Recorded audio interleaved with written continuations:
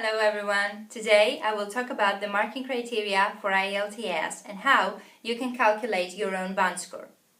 The best thing to do when you self-study for IELTS or when you study for pretty much about anything is practice, practice, practice, practice and practice. The golden rule for anything. One thing you can do is to buy a book with practice tests for IELTS that also provides the answers and the explanations to the answers. If you don't want to buy a book, that's okay, because there are lots of practice tests online. And now you're going to probably ask me, okay Dory, I do these practice tests and I study and I check out my mistakes and I try to understand them, etc, etc, etc, but how am I supposed to know which is my Bandscore in each test? That's a pretty good question, and here comes the answer right away. In terms of listening and reading, you can calculate your own Bandscore pretty easily, but approximately. In listening and reading, both academic and general, there are 40 questions that you have to answer. Let's just say that you answer correctly in listening the 25 of them and in reading the 20 of them out of 40, okay? These 25 in listening and these 20 in reading are actually your raw scores. That is, the questions that you answered correctly. These raw scores, the 25 and the 20, correspond to an IELTS Bandscore. And now you're going to ask me, how do I find these IELTS Bandscores? These Bandscores tend to change according to the difficulty of the exam, and this is why I told you that you can calculate yourself approximately. There are charts in order to help you calculate your Bandscore and be able to know more or less where you stand, so don't worry. Down below I have added a chart that shows how you can calculate your IELTS listening and reading Bandscores, and hopefully you will find it useful. Now, according to this chart and to our example, if you get a 25 raw score in listening, then your Bandscore in listening is 6, and if you get a 25 raw score in reading, then your Bandscore is 5.5. Mind you, these are approximate values only. Now, in terms of speaking and writing, things are a little bit different. You can't really mark yourself in writing and speaking, but here are some things that you should know. In writing, examiners will check you on task achievement or task response. That is, if you manage to answer the question thoroughly. They will also check your grammar, your syntax, your vocabulary and its variety, the organization of your essay as a whole, paragraphs and coherence, and your spelling.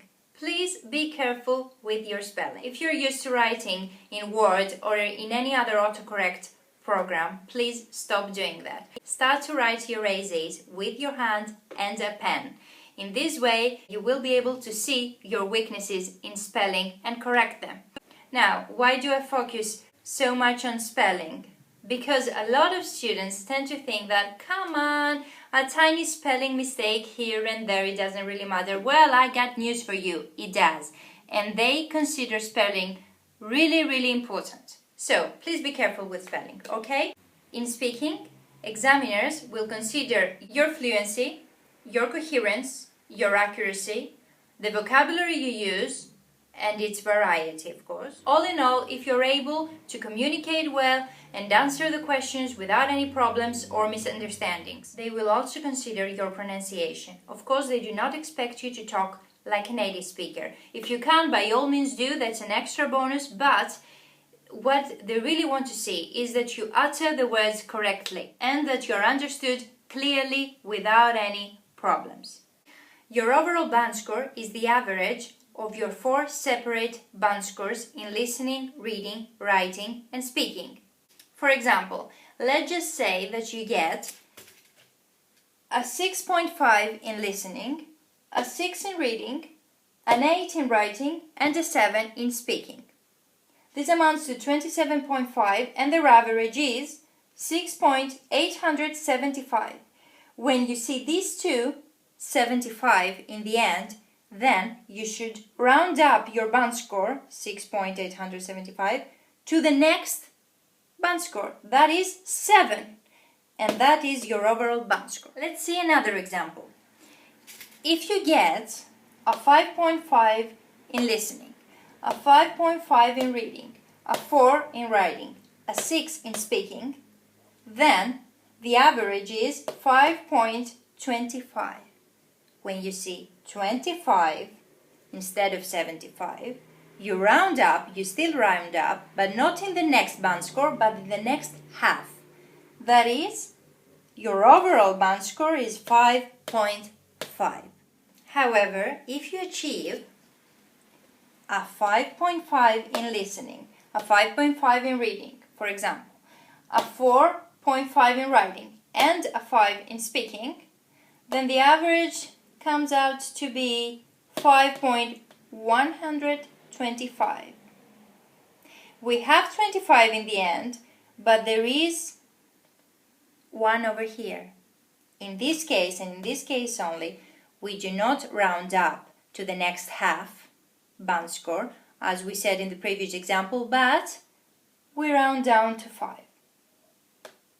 Okay? This is your overall band score. Well, that's all you need to know about marking criteria for IELTS and how to calculate your own band score. If you have any questions, you can ask me and I will answer. Thank you very much for watching. Good luck with the exam.